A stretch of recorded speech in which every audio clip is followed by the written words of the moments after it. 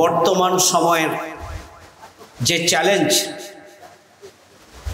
জুলাই সনদ এবং জুলাই ঘোষণাপত্রের আইনি ভিত্তি কি হওয়া উচিত এবং কিভাবে হওয়া উচিত খুবই পরিষ্কার করে এই প্রবন্ধে উপস্থাপন করা হয়েছে।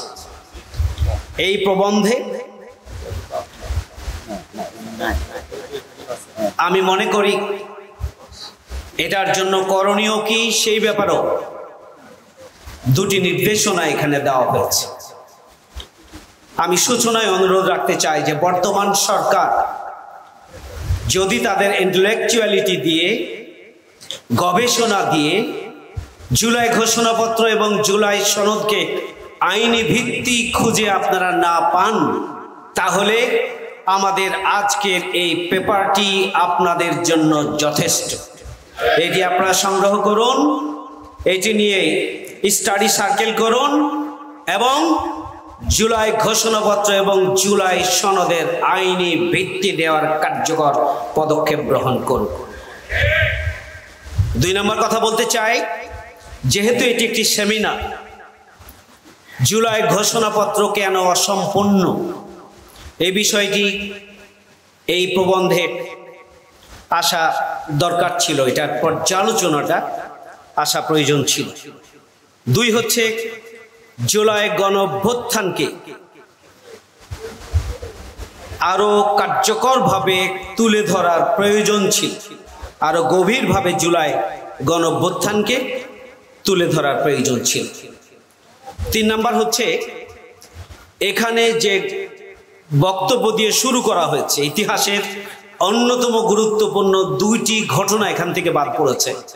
সেটি হচ্ছে শাপলার গণহত্যা এবং বিচারিক হত্যাকাণ্ডের মাধ্যমে জামাতের শীর্ষ নেতৃবৃন্দকে হত্যা করা হয়েছে। এই 2টি গুরুত্বপূর্ণ মৌলিক ইতিহাসের সংযোজন এখানে প্রয়োজন ছিল। কেন জুলাই ঘোষণা ও জুলাই সনদের আইনগত ভিত্তি প্রয়োজন, সেটিকে 1, 2, 3 এভাবে তুলে ধরার প্রয়োজন ছিল। জুলাই ঘোষণা এবং জুলাই সনদের আইনগত ভিত্তি যদি এখনই করা না হয়, অন্তর্বর্তীকালীন সরকারের প্রস্তাবনা অনুযায়ী এটি যদি নির্বাচিত সরকারের হাতে ছেড়ে দেওয়া হয়, তাহলে এদেশের জনগণ দেশ এবং দেশের স্বার্থের বিরুদ্ধে কি কি চ্যালেঞ্জ রয়েছে, কি কি ক্ষতিকর দিক রয়েছে, সেগুলোকে এখানে খুব যৌক্তিকভাবে তুলে ধরলে আমি মনে করি যে এই সেমিনারের প্রবন্ধটি পরিপূর্ণ হতো। আমি পরিষ্কার করে বলতে চাই, উইল পাওয়ারের মাধ্যমে আপনারা ক্ষমতায় আছেন অন্তর্বর্তীকালীন সরকার, আপনারা পরম অভিব্যক্তির এই শক্তি বলে আপনারা ক্ষমতায় আছেন। সুতরাং যদি আপনাদের ক্ষমতা বৈধ হয়, তাহলে এই বৈধ ক্ষমতার ভিত্তিতে আপনারা ক্ষমতায় আসার পরে আপনাদেরকেই জুলাই ঘোষণাপত্র পূর্ণ করতে হবে, সম্পূর্ণ করতে হবে এবং আপনাদেরকে এই জুলাই ঘোষণাপত্র এবং জুলাই সনদের আইনগত ভিত্তি দিতে হবে এবং তার ভিত্তিতেই আগামী জাতীয় নির্বাচন সম্পন্ন করতে হবে। যদি জাতীয় নির্বাচন তার ভিত্তিতে সম্পন্ন করা না হয়, এই ধরনের কোন চক্রান্তে দেশের জনগণ মেনে নেবে না এবং নেবে না। আমরা ঐক্যবদ্ধভাবে আমরা প্রতিরোধ গড়ে তুলব ইনশাআল্লাহ।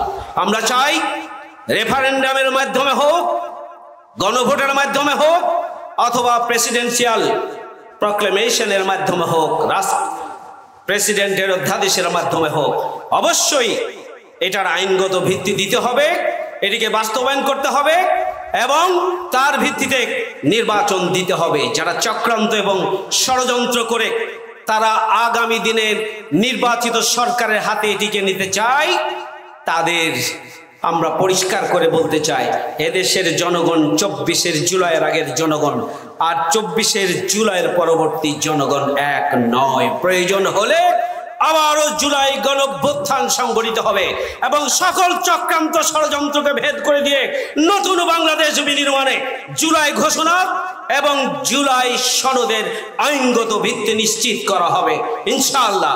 আসুন ঐক্যবদ্ধভাবে আমরা সেদিকে এগিয়ে যাই। সবাইকে ধন্যবাদ। আল্লাহ হাফেজ। বাংলাদেশ জিন্দাবাদ। বাংলাদেশ জামায়াত ইসলামী জিন্দাবাদ।